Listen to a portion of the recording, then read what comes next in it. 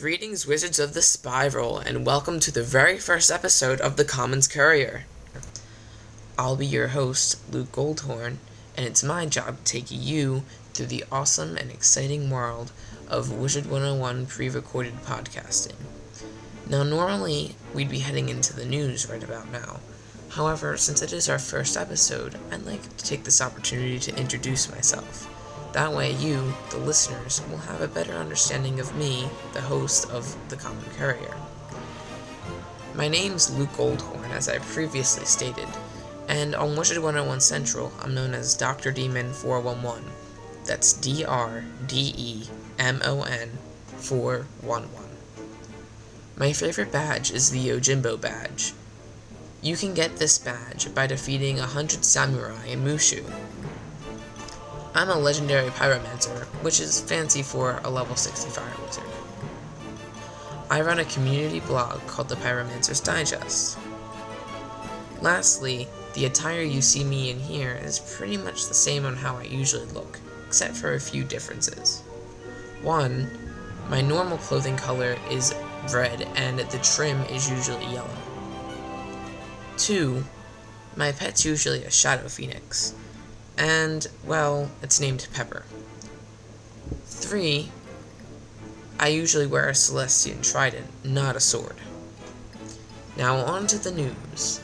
There hasn't really been much going on in-game recently, however, there's been a lot going on in the community and for KingsIsle itself as a corporation. First on our list is the Epic Bundle now arriving at Toys R Us. This is a huge relief for a lot of wizards out there who haven't gotten their Epic Bundles yet. You see, there's been a rumor out there, and not necessarily a rumor, I should say more of a theory, about how these bundles are only lasting for a certain amount of time. The theory is, when one bundle goes in, the other bundle goes straight out the window. So a lot of people thought with the new Mega Bundle coming into GameStop, the Epic Bundle was going to be completely forgotten, or maybe they'd have to wait another 1 or 2 years in order to get it.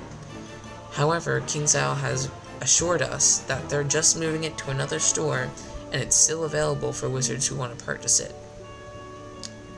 On to the next point of news, KingsIsle has announced that Wizard 101 has reached 20 million players. That's huge! A lot of MMOs don't even have that many players. So I personally would like to give a huge congratulations to KingsIsle on reaching this epic and momentous achievement. Next on our list, KI Free Games has updated their loot tables. I recommend going there and checking it out. I mean, everybody knows that back at the beginning of June, they updated it for the Petapalooza.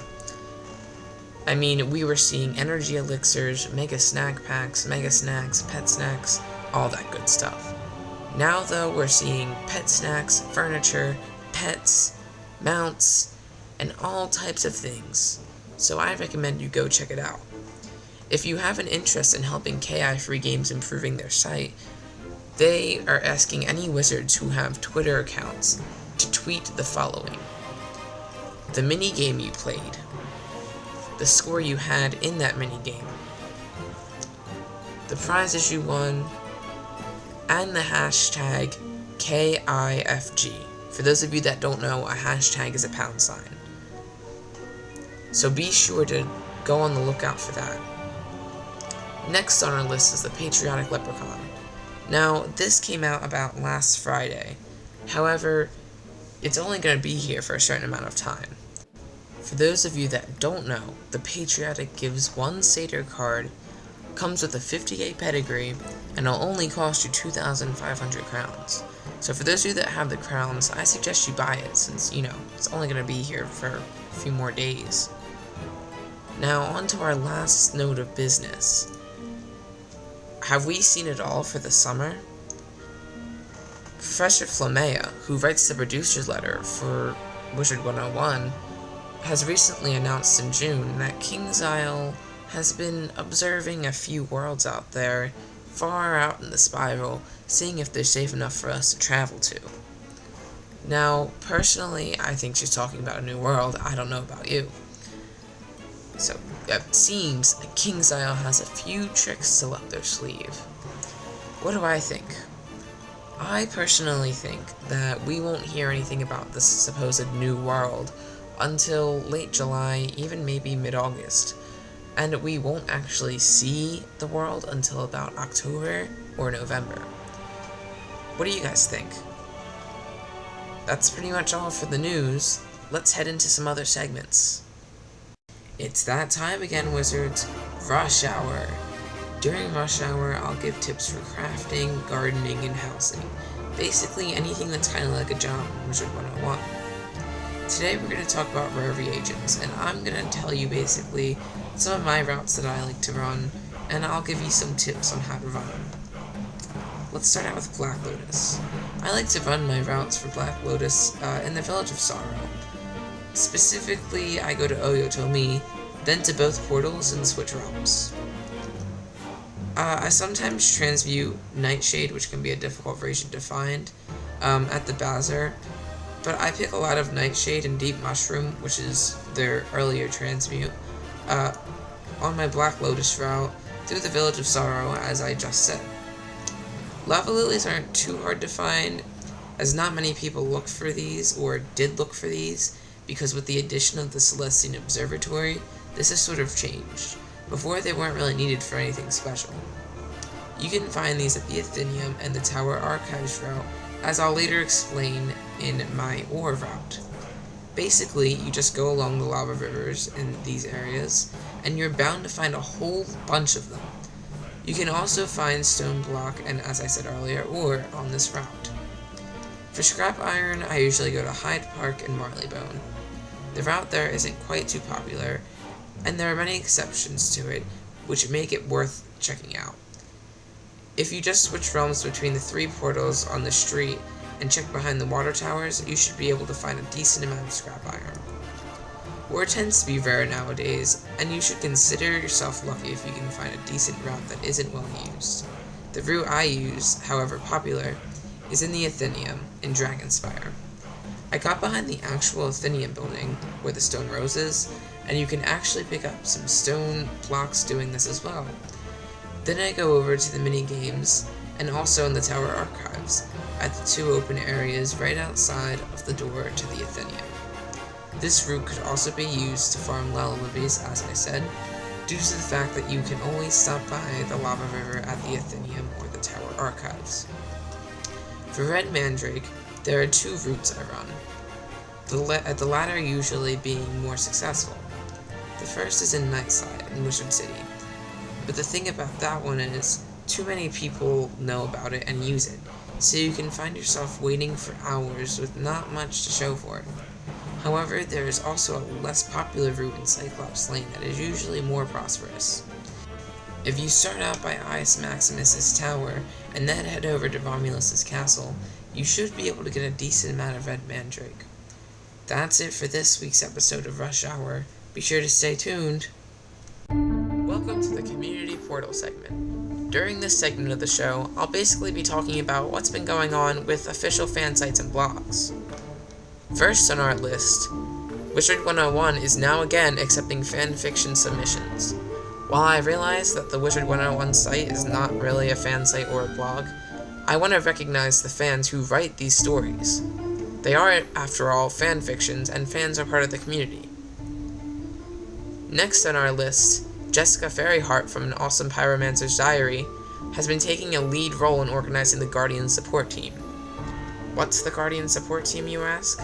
It's basically what it says, a support team for the Guardians. You're expected to wear black with silver lining.